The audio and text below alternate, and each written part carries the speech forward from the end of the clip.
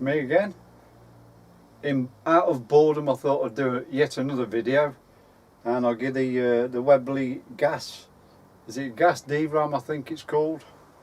I thought I'll give it some attention. As I've said before, it sits in the cupboard, all lonely, on its own, because I never use it. But I was going to stick my spare sights on there, but I'm still waiting for something to come in the post from China, which is the recoiling scope mount that the scope fits on, and then it goes spring-loaded thing. It goes forwards and backwards in that motion to take the stress off the scope. I've never had one break yet on a spring gun, but I do hear of people saying that spring guns, particularly 177s, give the old scope some jip. It does normally say when you buy a scope that it can be used on spring rifles with great recoil, but when you're only paying 50, 60, 70 quid for something, well, can that be guaranteed? But as I say, I've not had one break yet. I was going to stick this on, I still may do, on the Webley, but the problem is they don't seem that heavy duty, the scope mounts, and I tighten them that much because I do get scope creep. I don't on the Virarc because it's got a little arrestor, and I don't on the XS38, that's got a little arrestor. When I bought this gun new from Solware, this should have had a little arrestor plate on the back. It didn't. I didn't even get it with a box. They did me a bit of a favour and they chucked in a generic sort of cheap scope for free, so I can't complain. But like I say, I didn't get the box, and it didn't come with a little scope arrestor on the rail, at the end of the rail. So I did these that tight the other day, these scopes. I'll try and show you when I come to undo them and take them off whatever gun they were fitted to. It was that tight. One of the Allen key heads was that tight. It actually slipped and rounded off inside, so I had to get my little Dremel tool out and put a little groove in so I could use a screwdriver and a pair of mould grips. So I don't know, I may put this on. I've got to buy some new scope mounts now as a result. That one there, look, I had to do some bodget and scarper to undo it.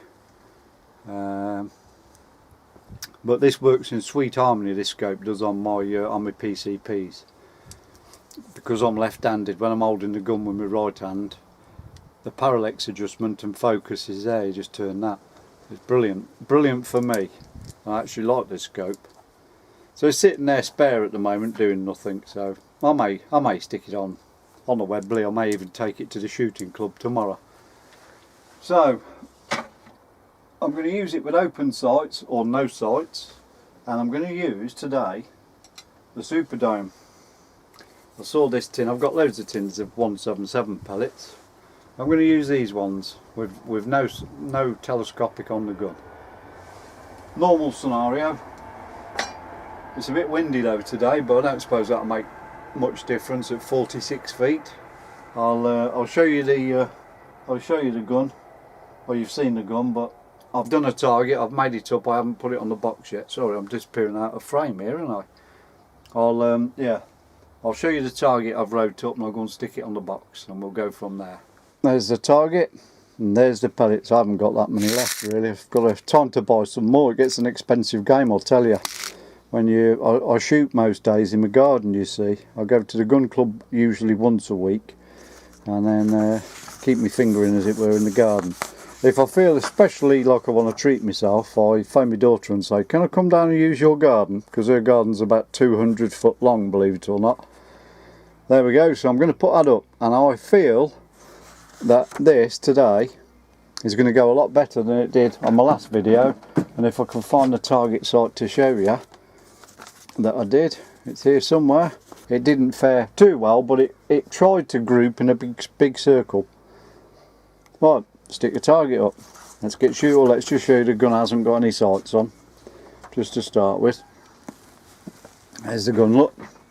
There's my tripod to put my camera on. And this, that is about what I'm seeing with my naked eye. So that's what I've got to look through and try and sight up. Hang on. A bit hard to do all this. Hang on.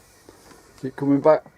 Right, that's what I'm looking at a bullseye basically, is that's what I'm seeing with my naked eye. But it's more for the grouping. So we'll see how these group, and I've got a feeling they're going to do better than the last time. So let's give it a go. Right, I don't. If I do hit a bullseye, I think it'll be more luck. Because what you're seeing at the moment on the screen, I can see on my video camera screen, but with my naked eyes, I can't see half of that. Just putting the first pellet in, and the sun's coming out. Here goes to the first shot.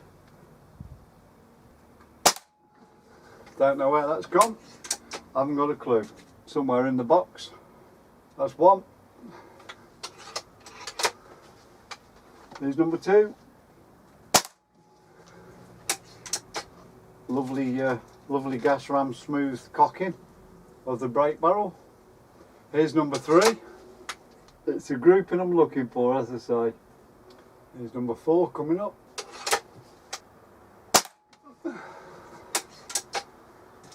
Here's number five.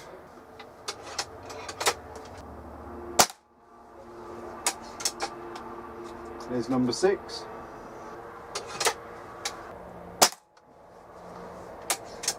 That was a close one. A bird flew down there while I was shooting.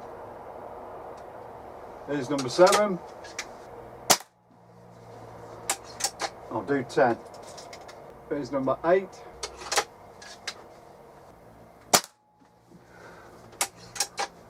Here's number 9.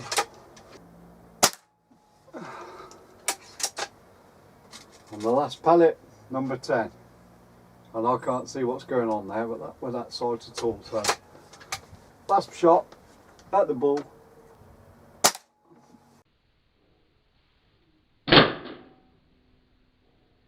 10 shots. Oh, out of breath from holding my breath. Let's go and see what we've got. Look at that. I'm amazed at that for having open sights. There's what? 1, 2, 3 there, what have gone very wildly wrong. Then there's a little group there that formed. 3 pellets there in a line. 2 there, 1 there. 1 almost to the edge of the bullseye, which is very small. It's not, when you're looking at it on video, it looks quite large, but here's a penny. It's a bit battered. It really is battered. I don't know where the wife found that. But the main group, yes, there is 4, 5 outside that penny, I know that, but the point I'm trying to make is that bullseye look in comparison to a penny is quite tiny. In fact, the red actually disappears as well as the bullseye. Gives you a rough idea of how big it is compared to a UK 1p piece. But for no sights, I'm going to, that was the SMK target with telescopic sights, but with the Spitfire dome pellets that it doesn't like. It did do better than that when I changed the pellets, when I put the JSBs in. Still didn't do as good as I'd liked it to do, but it did a lot better than that, the SMK XS38 did. So the point of this video is really, when you put a pellet in that your barrel likes, the gun shoots much better, and that's with no telescopics open sights at 46 feet, nearly 16 yards. So I'm going to repeat this process in my next video, and I'll compare the two. That's with no sights, and the next one I'll sort of bodge these sights on that I've got here, and then see how it does with those sights. It'll be interesting, and then I'll put them side by side on here to see how they did with no sights and with the sights with the same pellets. So that's for the next video. Thanks for watching all. As usual, please give me a thumbs up. Any comments, more than welcome. Thank you very much. Take care. Catch you soon.